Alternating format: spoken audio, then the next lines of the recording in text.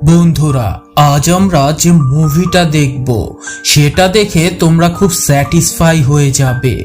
কারণ এই মুভিতে তোমরা যাকেই দেখবে সেই তার কুরকুরানি কারো না কারো সাথে মিটিয়ে বেড়াচ্ছে।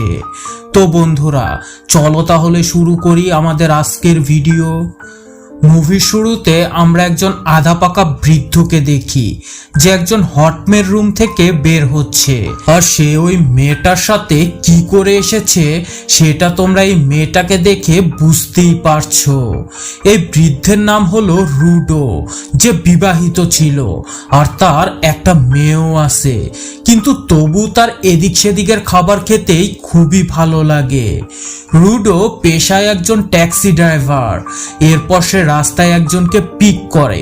এই ভদ্রলোকের নাম হচ্ছে ভোলা, তবে তার আসল নাম হচ্ছে আন্দ্রে, তবু আমরা তাকে ভোলাই বলবো। ভোলার ছেলের আজ বার্থডে, তাই সে গিফট কিনে বাড়ির দিকে যাচ্ছে। ভোলা আসলে রুডোর একমাত্র মেয়ের জামাই, মানে রুডো ভোলার শ্বশুর হয়। রুডো তার মনের কথা ভোলাকে বলে যে লাইফ তো একবারই পাওয়া যায়, তাই আমাদের উচিত আনন্দ ফুর্তি করে জীবন কাটানো। তখন ভোলা তাকে বলে, তুমি কি ভুলে গেছো আমি তোমার মেয়ের জামাই?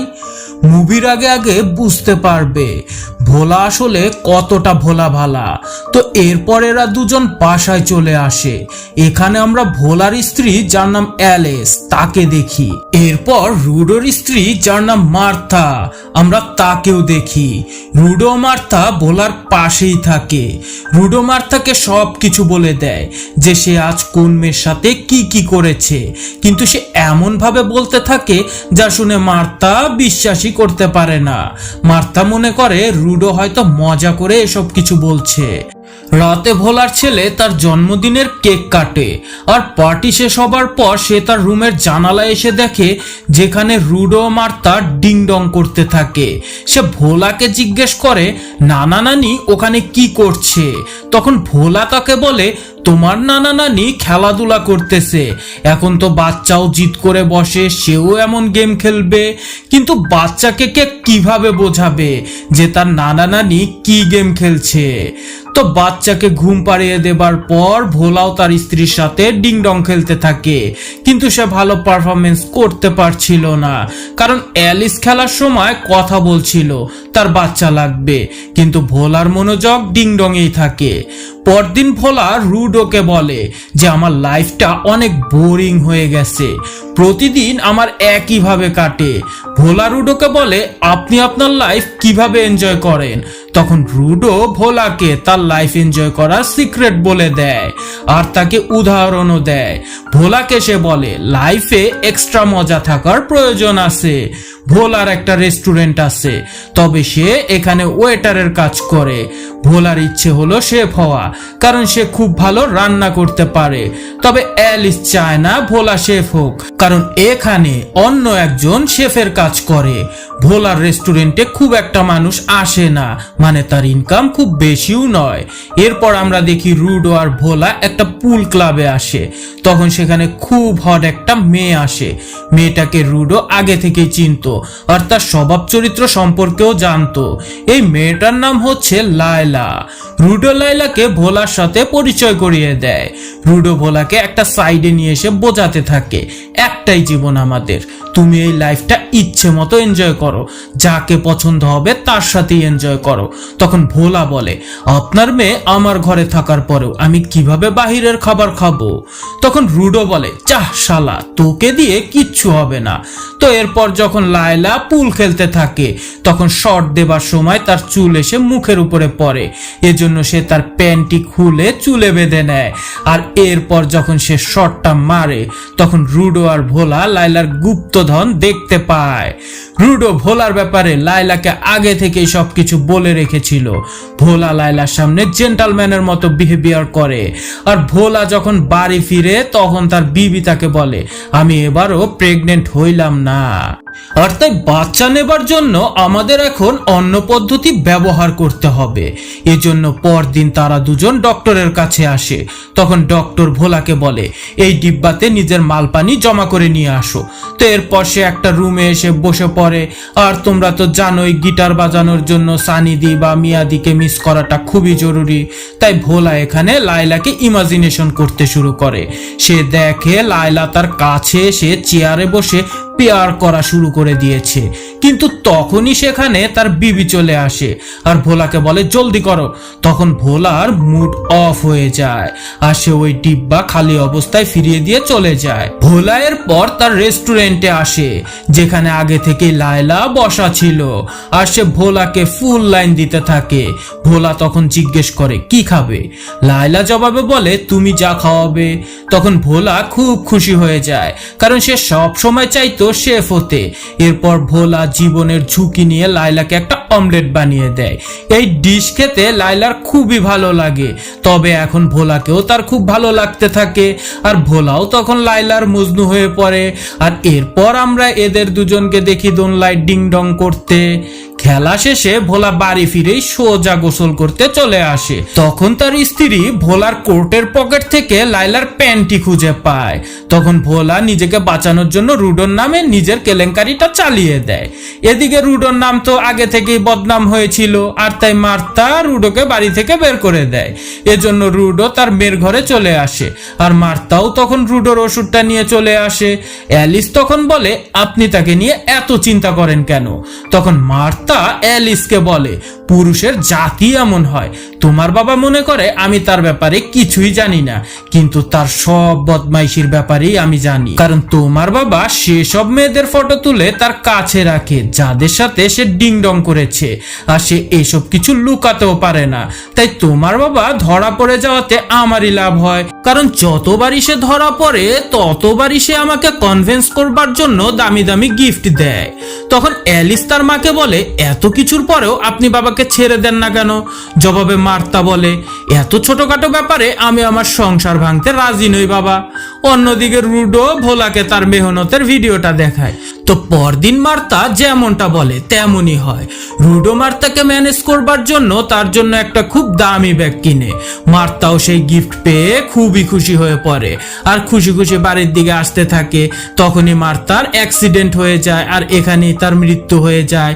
অন্যদিকে রুডো বাড়িতে মার্তাকে ওয়েলকাম করার জন্য প্রস্তুতি নিতে থাকে। তখন সেখানে পুলিশ চলে আসে আর মার্তার অ্যাক্সিডেন্টের ব্যাপারে জানিয়ে দেয়। এই ঘটনার জন্য সেখানে সবাই খুব দুঃখী হয়ে যায় আর রুডো খুব কষ্ট পেয়ে মাস্তি করা বন্ধ করে দেয়। আর যেখানে মার্তার অ্যাক্সিডেন্টটা হয়েছিল সেখানে সে প্রতিদিন গিয়ে ফুল দিয়ে আসে। রুডো মার্তাকে খুবই ভালোবাসতো, এজন্য রুডোর পুরো ধ্যান মার্তার খেয়ালই থাকে। আর তাই সে ভুল করে ফোনের জায়গায় গরম ইস্ত্রি তার কানের উপরে রাখে। তবে অ্যালিস তো আগেই জেনে গিয়েছিল যে তার বাবা সব কচি কচি মেয়েদের কুরকুরানি মিটিয়ে বেড়ায় আর তাই সে চায় তার বাবা কাউকে বিয়ে করে যেন নিজেকে শুধরে নেয়, কিন্তু রুডো এ ব্যাপারে সাফ মানা করে দেয়। এদিকে ভোলার তো বাহিরের বিরিয়ানি খেতে খুবই মজা লাগছিল, এজন্য সে সুযোগ পেলেই বিরিয়ানি খেতে চলে আসে আর মন ভরে খেতে থাকে। আসলে ভোলা খুব মেহনতি একজন মানুষ ছিল। দিনভর সে লায়লার জন্য মেহনত করে আর রাত হলে সে অ্যালিসের সেবা করে। আর এভাবেই একদিন অ্যালিস ভোলার মাল পানি ডিব্বায় ভরে নেয়, কারণ তাকে তো প্রেগনেন্ট হতেই হবে। তো এভাবেই ভোলার লাইফ ইদানিং বোরিং থেকে এক্সাইটিং হয়ে ওঠে। ভোলা একটা মুহূর্ত সময় নষ্ট না করে লায়লাকে নিয়ে গাড়ি কাঁপাতে থাকে আর অ্যালিসও এদিকে খুশি থাকে আর তাকে রেস্টুরেন্টে শেফ বানিয়ে দেয়। এদিকে ভোলা তার খাবার দিয়ে সবাইকে ইমপ্রেস করে ফেলে আর এখন তার রেস্টুরেন্টে অনেক কাস্টমার আসতে থাকে। আর এসব কিছুর মধ্যেই ভোলার লায়লার ডিংডং খেলাও চলতে থাকে, কখনো কারে লায়লার সাথে তো কখনো রেস্টুরেন্টে অ্যালিসের সাথে। অ্যালিস ভোলার এমন রূপ দেখে তো অনেক খুশি। রুডো বুঝতে পারে তার মেয়ে ইদানিং বেশ খুশি। একদিন রুডো ভোলাকে বলে এখন তুমি নিজেকে সামলে নাও আর তোমার পরিবারে নজর দাও। ভোলাও এই কথাটা সিরিয়াসলি নিয়ে নেয় আর সে লায়লাকে ইগনোর করা শুরু করে দেয়। লায়লাও বুঝতে পারে ভোলা তাকে ইগনোর করতে শুরু করেছে, এজন্য সে ভোলার রেস্টুরেন্টে চলে আসে আর অ্যালিসের সাথে কথা বলতে থাকে। ভোলা এটা দেখে তো খুব ভয় পেয়ে যায় আর সে মনে করে লায়লা তার স্ত্রীকে সবকিছু বলে দিয়েছে। তখন অ্যালিস বলে এই মেয়ে এখানে জবের জন্য এসেছে। এটা শুনে ভোলা বলে এই মেয়েকে জব দিও না। তখন অ্যালিস ভোলাকে বলে এই মেয়েটাকে দেখো, এর মধ্যে এমন অনেক কিছুই রয়েছে যা দেখতে আমাদের রেস্টুরেন্টের লোকের লাইন পড়ে যাবে। এজন্য অ্যালিস লায়লাকে জব দিয়ে দেয় আর লায়লা নতুন ভাবে ভোলার সাথে পরিচিত হয়।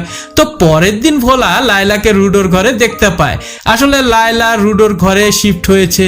ভোলা অ্যালিসকে বলে এই মেয়েকে আমার সুবিধার বলে মনে হচ্ছে না, কিন্তু অ্যালিসের মনে তো অন্য কিছুই ছিল। সে চায় তার বাবা আবারও বিয়ে করে নেক, মানে সে লায়লাকে বিয়ে করে নেক। আর সে এই কথা এসে ভোলাকেও বলে, কিন্তু আসল কথা তো শুধু ভোলাই জানতো যে লায়লা রুডোর জন্য নয়, তার জন্যই এসেছে।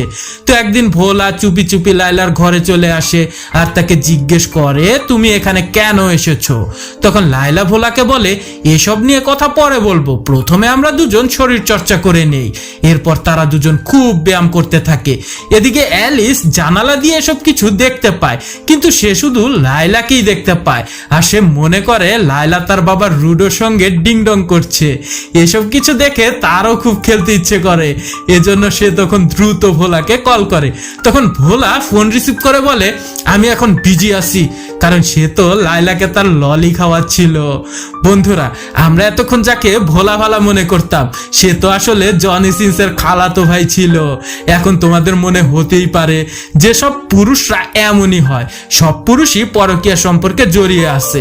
না বন্ধুরা, আসলে মেয়েরাও কিন্তু পিছিয়ে নেই। এখন তোমরা এই মেয়েদের সম্পর্কে জানতে পারবে।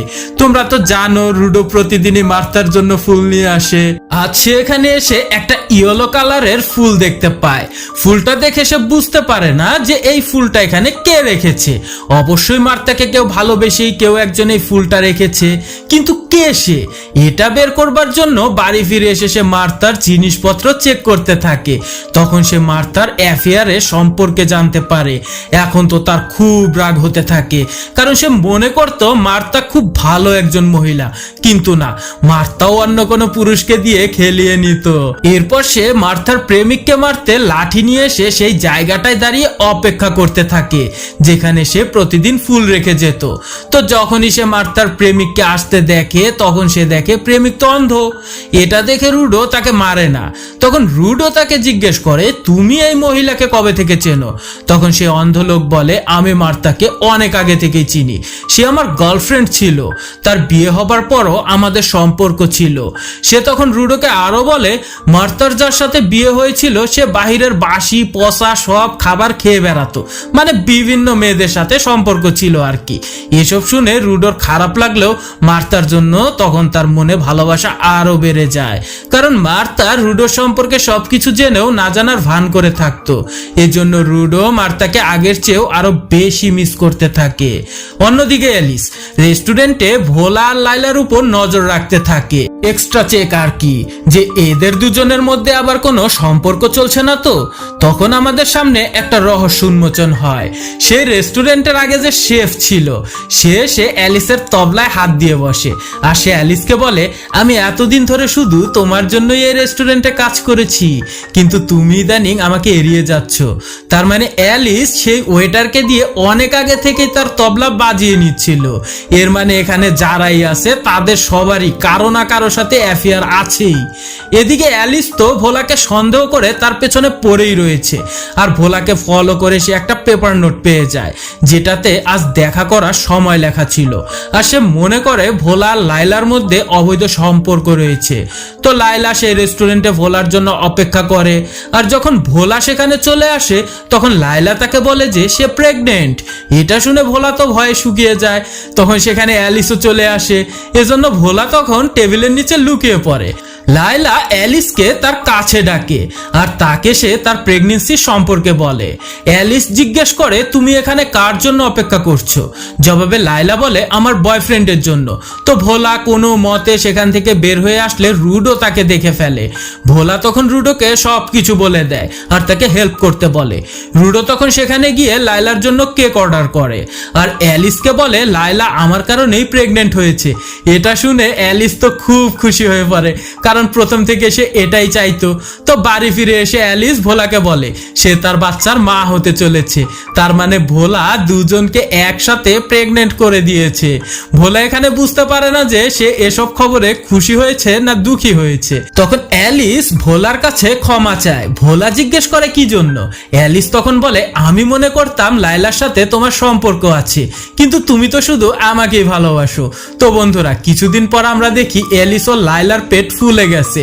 অ্যালিস তো মনে করে লাইলার বাচ্চার বাবা তারই পিতা রুডো, কিন্তু সত্যি তো শুধু এ তিনজনই জানে। তো এভাবে এরা সবাই পরিবার হয়ে আনন্দে খুশিতে তাদের জীবন অতিবাহিত করে এবং এখানেই এই মুভিটা শেষ হয়ে গেছে।